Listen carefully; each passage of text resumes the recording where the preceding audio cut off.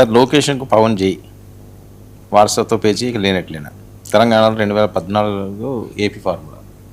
నిన్న పవన్ కళ్యాణ్ చంద్రబాబు నాయుడు అందరూ ఢిల్లీ వెళ్ళారు. మోదీ గారి 12 ఏళ్ళది మనం దాని మీద తగినంతగా మనం మాట్లాడాం. ఓకే, పుష్కర మోదీ అని చెప్పి పుష్కర్ మోదీ పులకించిపోయిన ఎన్డీఏ, అందులో చంద్రబాబు నాయుడు గారు ఇంకొంచెం చాలా అమితానందంతో అసలు 21వ శతాబ్దం మోదీ ఇదే అని ప్రకటించేశారు. ఆయన 21వ శతాబ్దం మోదీకే చెందుతుంది, ఇంకా ప్రపంచంలోనే ఇలాంటి నాయకుడు లేడు, ప్రపంచ నాయకుడు అని, కేవలం భారతదేశం కాదు ప్రపంచ స్థాయిలోనే ఈ సమయంలో మోదీ లాంటి నాయకుడు లేడు.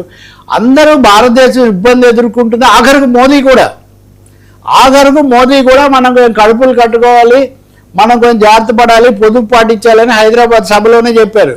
కానీ ఆ విషయంలో కూడా మోదీ అద్భుతంగా చేశారని నిన్న ఎన్డీఏ సమావేశంలో వీళ్ళందరూ పొగిడారు. బాగానే ఉంది. ఆ సమయంలోనే బహుశా పవన్ కళ్యాణ్ కోయిన్సైడ్ అయ్యేట్టుగా మీడియాతో మాట్లాడారు. ఈ మీడియా దాంట్లో సహజంగా 3 విషయాలు వచ్చాయి. అందులో ఒకటి, మీ భవిష్యత్ కార్యాచరణ ఏంటి, మీరు జాతీయ రాజకీయాల్లో రాదలుచుకున్నారనేది స్పష్టమవుతుంది, లేకపోతే ఇన్నిసార్లు కనబడరు కదా. కానీ అదే సమయంలో ఆంధ్రప్రదేశ్లో లోకేష్ తెలుగుదేశంలో తర్వాత జన్ నెక్స్ట్ లీడర్గా వస్తున్నాడు కదా, కాబట్టి మీకు లోకేష్కు అంటే నాకు లోకేష్తో వారసత్వ పేచీ లేదు అని పవన్ కళ్యాణ్ చాలా స్పష్టమైన ప్రకటన చేశారు. దీని అర్థం ఏంటంటే లోకేష్ తదుపరి నాయకుడు అయితే I'm ready to work with Lokesh వారసత్వాన్ని గురించి తెలుగుదేశంలో ఏం సందేహం లేదు, మోదీ గారికి కూడా ఏం సందేహం లేదు. ఎందుకంటే మోదీ 1-4 సార్లు లోకేష్ను స్వయంగా ఏం లోకేష్ ఈ మధ్య రావట్లేదు అది ఇది అని పిలిచి వాళ్ళ ఇంటికి తను వెళ్ళి ఆయన పూర్తి తన ఆశీర్వాదాలు పూర్తిగా అందించారు. కానీ పవన్ కళ్యాణ్ ఇక్కడ ప్రత్యేకించి లోకేష్తో వారసత్వ పేచీ లేదు అని చెప్తున్నారు. అంటే లోకేష్ నాయకత్వాన్ని ఆమోదించడానికి నేను చాలా సిద్ధంగా ఉన్నాను అనే ఒక సంకేతం జాతీయ మీడియా ద్వారా ఆయన ఎన్డీఏ కూడా ఇస్తున్నారు. Not only. ఇంకా రెండోది, మీరు గతంలో జరిగినవి కనుక కొన్ని చూస్తే కొన్ని అర్థాలు చెప్పేవాళ్ళు. అప్పుడు 15 ఏళ్ళు చంద్రబాబు ముఖ్యమంత్రిగా ఉండాలని పవన్ పదే అనడంలో చాలా మీనింగ్ ఉంది, మీకు తెలీదు. ఈ 15 ఏళ్లలో లోకేష్ కాదు చంద్రబాబే ఉండాలి, లేకపోతే ఒప్పుకోనని పవన్ చెప్తున్నాడని కొంతమంది వాళ్ళ సొంత అర్థాలు సొంత వ్యాఖ్యానాలు చేసేవాళ్ళు. అది అంతా ఏమీ లేదు, నాకు అసలు పేచీ లేదు అని చెప్పి ఆయన చాలా తెల్లం చేయటం అన్నది ఇక్కడ ముఖ్యమైనది ఆలోచన దీంట్లో. ఇంకా మూడోది, తెలంగాణ నిన్న మనం మాట్లాడింది వీక్షకులు కూడా బాగా చూశారు, ఆసక్తి కలిగించింది.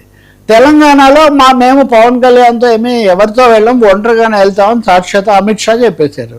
అది కూడా కాకుండా అన్ని చోట్ల మేమే పెరగాలనుకుంటున్నాం, ప్రాంతీయ పార్టీలను మేమేం పెద్దగా వాటి మీద ఆధారపడదలుచుకోలేదని కూడా బీజేపీ చెప్తూ ఉంది. ఇన్ని చెప్పిన తర్వాత కూడా పవన్ కళ్యాణ్ తెలంగాణ గురించి అంతకుముందు మాట్లాడిందే దాదాపు నిన్న కూడా మాట్లాడారు. తెలంగాణ నా మాతృభూమి అన్నారు, తెలంగాణలోకి రావద్దు నీదా అని అనడానికి మీరంతా ఎవరు, తెలంగాణలోనే నేను పెరిగాను, సినిమాలు ఇక్కడ తీశాను, నా మిత్రులు నా చైతన్యం అంతా ఇక్కడే వచ్చింది, కాబట్టి తెలంగాణతో ఐడెంటిఫికేషన్ అన్నది ఆయన ఈసారి చాలా బలంగా దాన్ని చెప్పదలుచుకున్నారు. బీజేపీ కలవబోవట్లేదని చెప్పిన తర్వాత కూడా తెలంగాణకు సంబంధించి ఇంత బలంగా చెప్పడంలో పవన్ కళ్యాణ్ ఉద్దేశం ఏమై ఉండాలి? ఖచ్చితంగా 2014 ఏపీ ఫార్ములా మనం గుర్తు చేసుకోవాలి. 2014 ఏపీ ఫార్ములా ఏంటి? పవన్ కళ్యాణ్ పొత్తు పెట్టుకున్నారు అంటే బలపరిచారు, కానీ పోటీ చేయలేదు. బీజేపీ తెలుగుదేశం మటుగా ఎన్నికల్లో పోటీ చేసాయి, పవన్ కళ్యాణ్ పోటీ చేయకుండా వాళ్ళకంటే చాలా గట్టిగా తిరిగి బలపరిచారు. కాబట్టి బహుశా తెలంగాణలో ఇది వరకు కూడా అదే చేశారండి, జిహెచ్ఎంసీలో అదే జరిగింది. లోక్సభ ఎన్నికల్లో చేయలేదు, కానీ మొత్తం మీద ఆయన మొగ్గు అటే ఉంది. మొన్న ఉప ఎన్నికలు ఇక్కడ జూబ్లీ హిల్స్లో జరిగినప్పుడు కూడా బండి సంజయ్ లాంటి వాళ్ళు పవన్ కళ్యాణ్ పేరు ఉపయోగించారు, పవన్ కళ్యాణ్ మాకు ఇది అని చెప్పి చెప్తూ వచ్చారు. కాబట్టి 2014 ఏపీ ఫార్ములా నేను ఎందుకు అంటున్నా అంటే శాసనసభ ఎన్నికలని జిహెచ్ఎంసీలో మళ్ళీ జిహెచ్ఎంసీ ఫార్ములా చేయొచ్చు.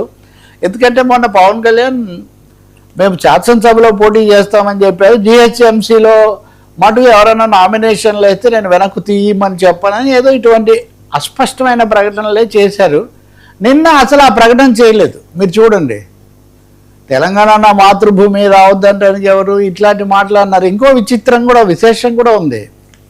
బీఆర్ఎస్ ఉన్ననాళ్ళు ఇవి లేవు, కాంగ్రెస్ వచ్చిన తర్వాత ఇది ఉందని బీఆర్ఎస్కి ఒక క్లీన్ చిట్ ఇచ్చారు.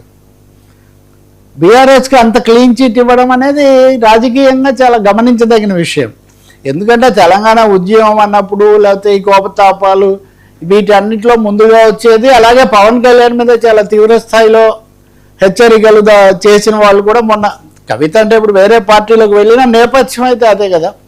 కాబట్టి బీఆర్ఎస్తో నేను నో ప్రాబ్లం, నేను బీఆర్ఎస్తో పేచి పెట్టుకోవట్లేదు. ఖచ్చితంగా Pawan Kalyan NDA face of the ఎన్డీఏగా మోదీ అమిత్ షాలు వాళ్ళ నాయకత్వం అన్నదానికి అనుకూలంగా మాట్లాడుతున్నారు. అంటే తెలంగాణలో వాళ్ళను బలోపేతం చేయడానికి వాళ్ళ విజయానికి ఆయన ఏది తర్వాత రంగంలోకి రాబోతున్నారు అనేది స్పష్టమవుతుంది.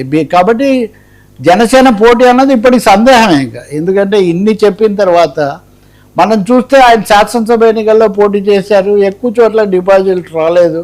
లోక్సభ ఎన్నికల్లో వాళ్ళకి అసలు వీళ్ళు పొత్తే పెట్టుకోలేదు, అయినా వాళ్ళతోనే ఉంటున్నారు, వాళ్ళనే ఇక్కడ కలుసుకుంటున్నారు. కాబట్టి అక్కడ తెలుగుదేశం పార్టీకి ఇక్కడ బీజేపీకి కూటమిలో మిగిలిన రెండు పార్టీలు అవే కదా.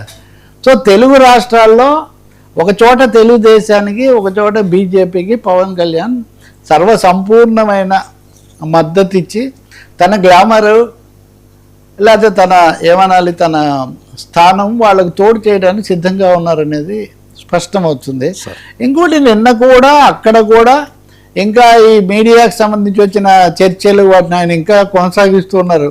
అది మటుకు కొంచెం ఇంకా అది ముగింపు లేదా, దానికి ఎవరైనా అడిగినా ముగించడానికి అనేక మార్గాలు ఉంటాయి, కానీ దాన్ని ముగించడం లేదు. మరి సార్ లెక్కర్ వచ్చి కంటిన్యూ కేసిరెడ్డి అరెస్టు, జగన్